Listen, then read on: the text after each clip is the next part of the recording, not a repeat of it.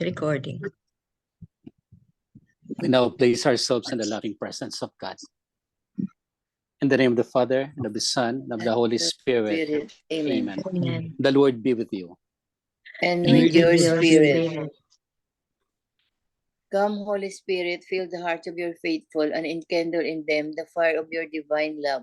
Send forth your Spirit, and they shall be created, and you shall renew the face of the earth. O God, who by the light of the Holy Spirit did instruct the hearts of the faithful, grant us by the same Holy Spirit to release what is right and just, and always to rejoice in his consolation through Christ our Lord. Amen. Amen. Amen. Amen. From the Holy Gospel according to St. John. Glory to you, O Lord. Lord. Jesus said to his disciples, "A little while and you will no longer see me, and again a little while later and you will see me again." So some of his disciples said to one another, "What does this mean that he is saying to us? A little while you will not see me, and again a little while you will see me, and because I am going to the Father." So they said, "What is this little while of which he speaks? We do not know what he means." Jesus knew that they wanted to ask him, so he said to them, "Are you discussing with one another what I said? A little while and you will not see me, and again a little while you will see me. Amen, amen, I say to you, you will weep and mourn while the world rejoices. You will grieve, but your grief will become joy."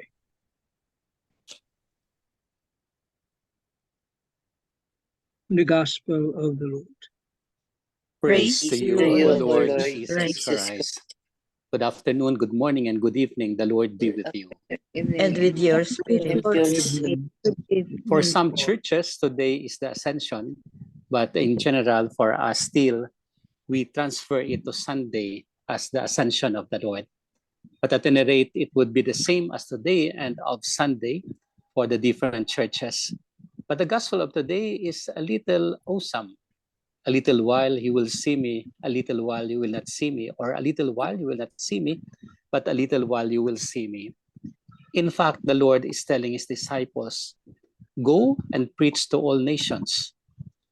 Go and baptize in the name of the Father and the Son of the Holy Spirit. But that mission has its own encouragement, its own seal, but it has also its own difficulties.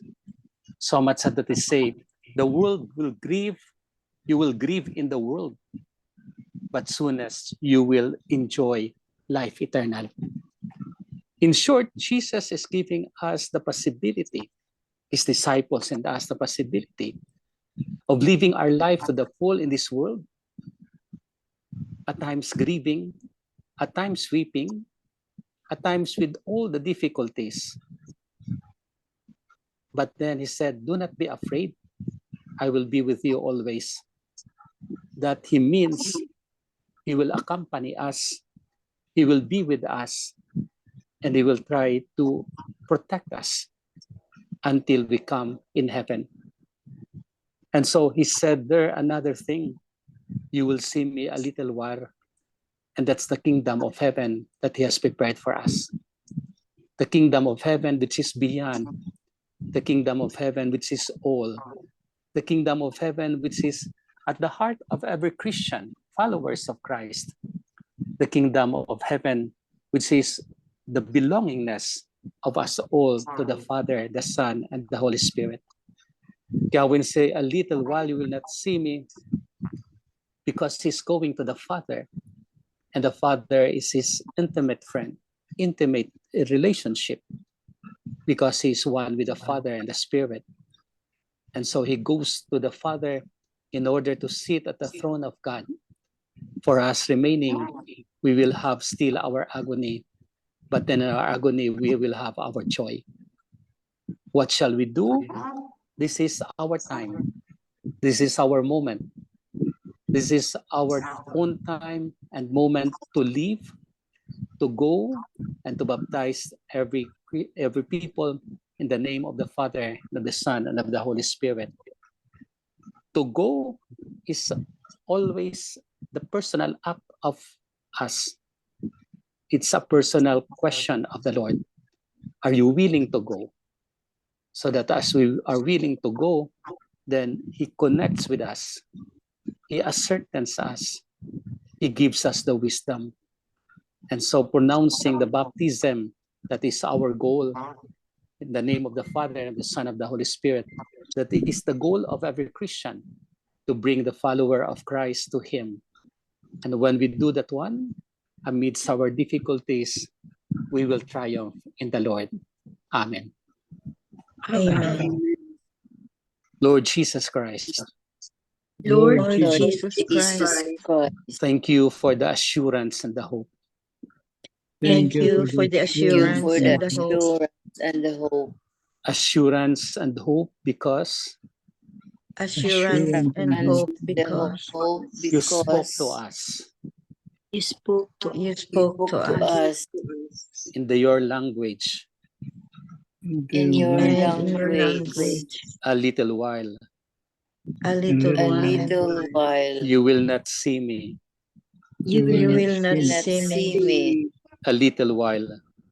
A little while. Little You while. will see me. You will see You me. will see me.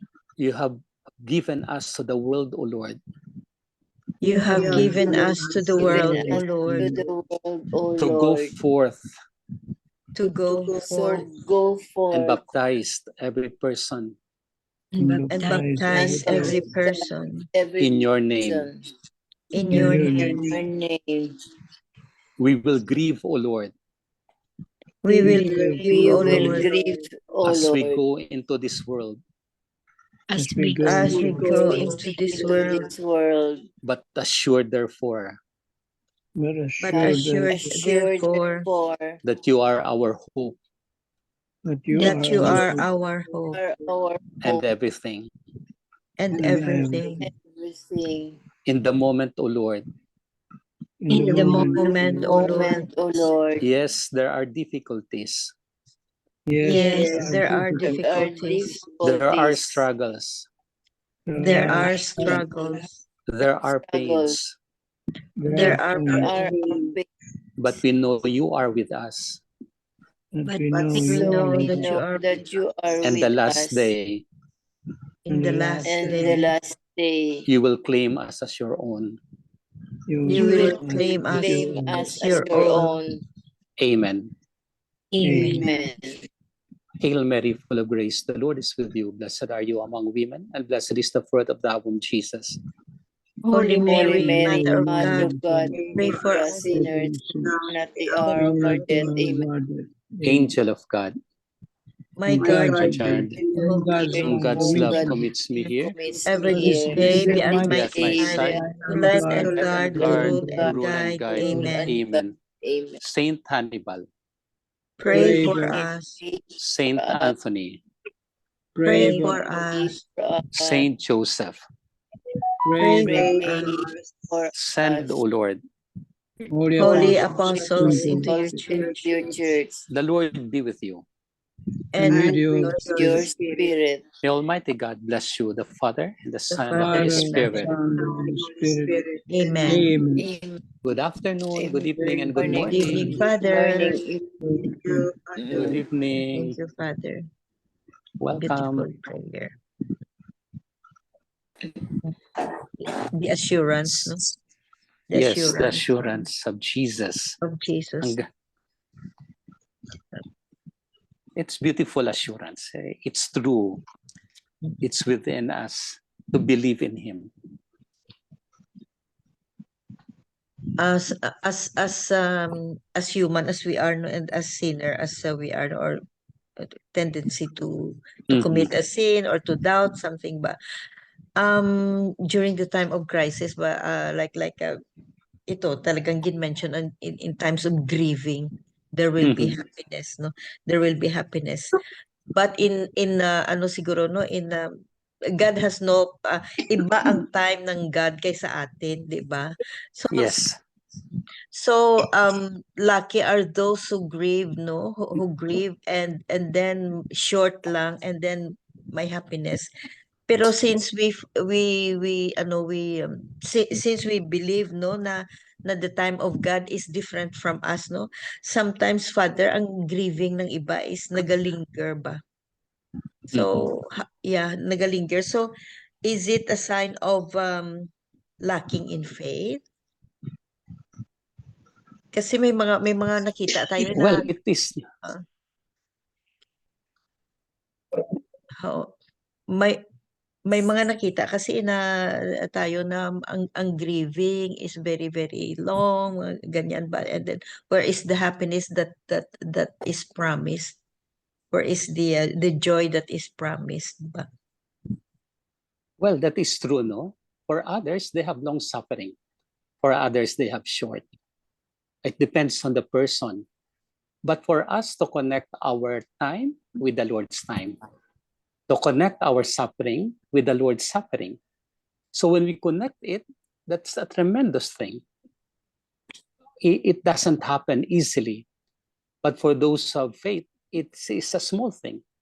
So they connect their suffering into the suffering of Christ. Then they know that their suffering is the suffering of the Lord. And so the joy that the Lord is giving us when we see Him, that's of course after death. But here on earth, there are also those joys.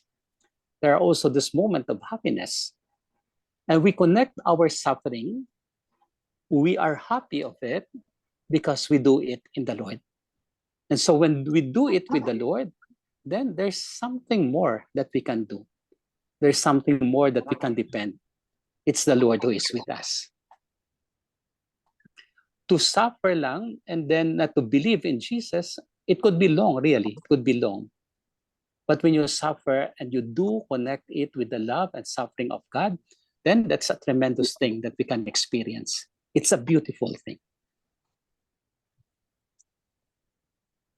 I'm talking here not only grieving because of the loss of loss of a Loved loved ones. one. Oo. Mm-mm. Pero grieving ng mga difficulties in life, mga sufferings in life. Yeah. Oo. I know one person kasi na bakit naman kasi sabi ko one after another ang problema, one after another ang pains, one after another ang trials hanggang sa hanggang sa mag-give up ang that person, mag-give It up or could happen. It could happen really, but it's a test of faith. It's a test of your hope, a test of your suffering when you put it into the Lord. So may mga bagay na binibigay si Lord na minsan hindi natin kaya. But then at the end of the day, we are up to it. We look forward to it. Ako nga, example, no, may isa akong friend na sunod-sunod yung patay sa kanila. In a year, 3. wow. But then, they did not give up. They put their trust in the Lord. So, afterwards, naubos na yung mga old ones, mga bata, but then they are doing well.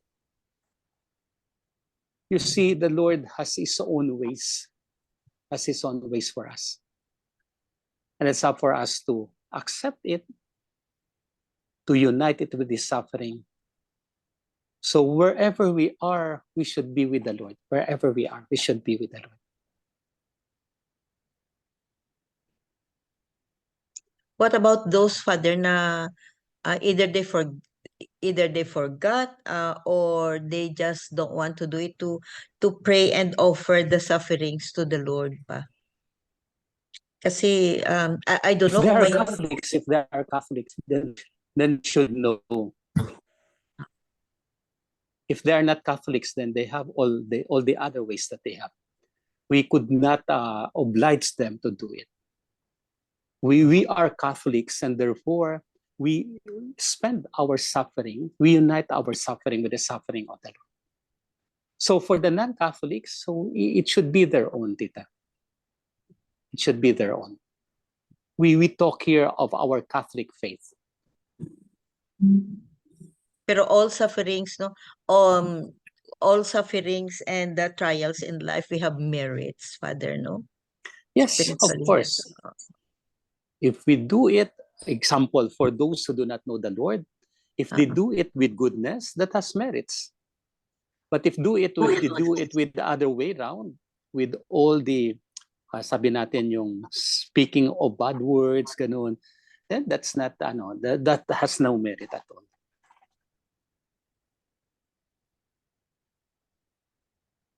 Thank you, Father. Welcome. Father, if you grieve and then you cannot just move on because there is something inside you that bothering you, well, it's also for our Lord. You have to offer your sacrifices and sufferings, but still inside, deep inside, you still have something for, halimbawa, masakit, halimbawa, somebody died, tapos may ano ka sa kanya, may sakit buot mo sa kanya, halimbawa like that. So, hindi ka makamove on, your conscience is bothering you, Father. No, that should not be the part. If he died or she died already, you have all the admission to gain what is your suffering, but then to withdraw yourself from that pain. Nawala na siya eh. Then offer it to the Lord, all your sufferings and pains. Pero makita mo, sometimes. Sometimes, Father, it's hard. It's hard. Yeah, it's hard kasi Oo. It's hard kasi we do not yet put the Lord in us. It's hard kasi we put still ourselves. It's hard kasi we do not act according to the plan of God. But when we say we are of God and therefore of God, then the thing could go on as beautifully done, and tuloy-tuloy na yon. The Lord will give us our freedom. So kung utang lang, masamang loob, hindi binayaran. That's part. Pero let it be. Let it be. The Lord will pay you for that. Face reality na lang, Father, no? Yes, of course. Entrust everything to Him. Yeah. Mm-hmm. That's the most important thing, entrusting to the Lord everything. So okay na. A little while we not see Jesus, a little while we see Him. Yes, there are the pains, there are the sufferings, there are the agony, but it turns into joy. The joy that we have will be at the last part of our life when we meet Jesus. So we are assured of God's assurance, of Jesus' accompaniment. Let us meet Him along the way. Amen. Amen. The Lord be with you. And And with with you, your spirit. The Almighty God bless you, the Father, and the The Son, and the Father, Holy the Son, Spirit. and the Holy Spirit. Amen. Good evening. Good evening, Good Tita evening. Thank you Bel. very much. Good evening, Father. Father. Father, thank you, Father. Welcome po. Thank you. Welcome, Good Tita evening, Tita Nins. Bel. Hi, good You evening. made it. Nakaabot din. Nakaabot ka rin, Tita. Nakaabot. Yeah. Yes, Praise of God. course. Mhm. Wow, that's the beautiful thing of Tita. Okay. Thank See you, you. Father. Take care. Thank you, you. Father. Bye. Yes, Father. Bye. Good night. See you. nagiging kwan yan eh, nagiging, what do you call this?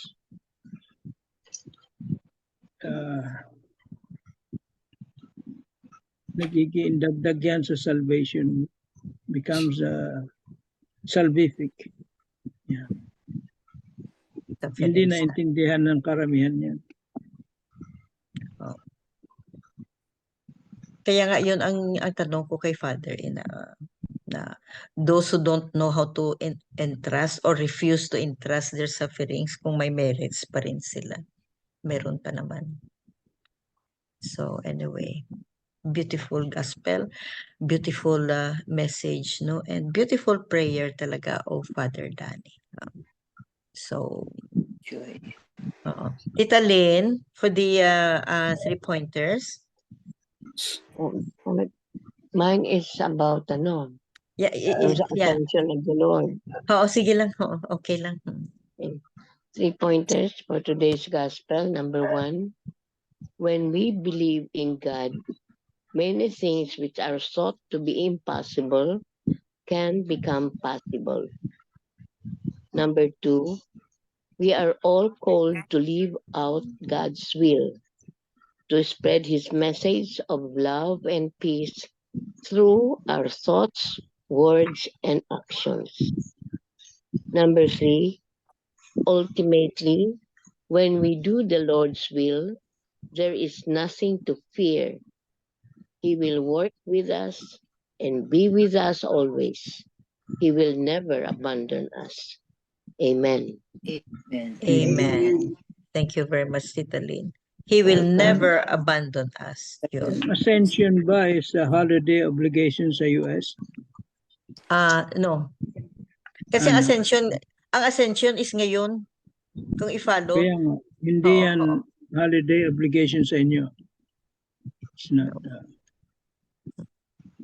Marami dito na hindi holiday of obligation na gina-practice natin dyan sa Philippines ba, pero hindi dito gina-practice sa US. So, anyway, any other food for your thought? Something to say? Short lang. Tito Very Manny or short. Abel? Okay, Sige. very short. Sige. Please go ahead. I remember a poem, in my high school days or elementary high school. The poet once said, I am thankful because roses have thorns, but I am more thankful because thorns have roses. Well, self-explanatory na yun. Beautiful. Thank you, Tito Man. So, I want to share something, no, very, very short lang. This is from Father Lagos. Very nice ang gospel niya, no, sa word of the day niya is dash. Dash ba na? D-A-S-H. Dash, yung parang hyphen. Yun. So, of course, we know, no, sa mga stone ba, yung lapida ba? There's the name of the deceased, and then date of birth, and then dash date of death, no, 'di ba? Yun ang usual natin. Kung minsan wala na date of birth, blah blah blah, date of death wala na. Ano lang, for example, example ko lang ang brother ko, no, September 13, 1950 dash March 22, 2024. Ang dash ang the most important. What is in between? See, what is in between the birth and the date? How did you handle? How did you live your life? Life. Oo. How did you handle your life? Ang dash na yan ang pinaka-importante. Full of trials, full of tribulations, full of sufferings and pains, but also full of joys, happiness, love, and blessings, and etc. So how do we manage our dash? The dash, that short dash, dash or line in between the birth and the death. Our goal is to achieve the eternal life. Yun ang dash. So that's the word of the day of Father Lagos. Very nice. How did you live your life to attain eternal life? No? Yan, oo. Nice, so nice. Oo. So, very nice ang message ng gospel. Well, of course, every day is a very nice, pero everything ba, every gospel, no, is the today's gospel or gospel ng previous days din, no, it's about Holy Spirit, it's about hope, it's about Jesus predicting his death, and yet predicting happiness also because of the eternal life. Yan. Amen. Amen. Amen. Miga Belen for the closing prayer. Yes. Okay. Father, praise you for Jesus' sacrifice. His perfect love defeated sin on the cross. Your perfect love for us carries a theme of redemption.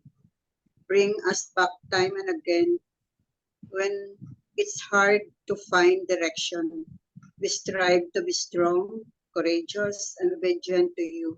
Help us to be focused on your word and promises. When we lost our way, remind us of who we are, whose we are. In Jesus' name, amen. Amen. And all together, please. Glory be to the Glory be Father, to the Father, to the to the Holy Son, Spirit, to the Holy as Spirit. it was in the As it was beginning, Was in in the the beginning, now, is now, ever and shall be, ever, world world without without end. end. Amen. World without end. Amen. In the name of the Father, of the Son, Father, And the the Son, Son and of the the Holy Spirit. Spirit. Amen. Amen. thank you Amen. all. Thank you very Thank much. you, Good. everybody. Bye, Bye. Love you everybody. guys. Bye. Bye. Bye. Good night.